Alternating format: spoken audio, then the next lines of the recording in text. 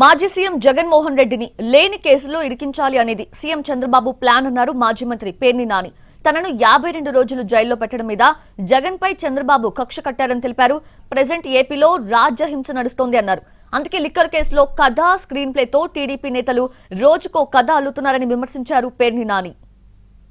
జగన్మోహన్ రెడ్డి గారిని అంటే చంద్రబాబు నాయుడు గారి కక్ష ఏంటంటే, నేను అప్పుడేదో సోనియా గాంధీతో చట్టాపట్టాలు వేసుకుని చీకట్లో చిదంబరాన్ని కలిసి జగన్మోహన్ రెడ్డి గారిని 16 మాసాలు జైల్లో ఉంచాను.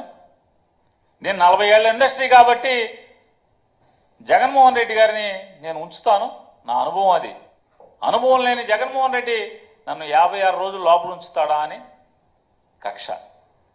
ఇవాళ లిక్కర్ కేసులో ముద్దాయిగా ఉన్న చంద్రబాబు నాయుడు బెయిల్ మీద బయట తిరుగుతున్నటువంటి 2014-19 మధ్యలో లిక్కర్ కేసులో ముద్దాయిగా బెయిల్ మీద బయట తిరుగుతున్నటువంటి చంద్రబాబు నాయుడు లేని కేసు ఏదో ఒకటి పెట్టి లేని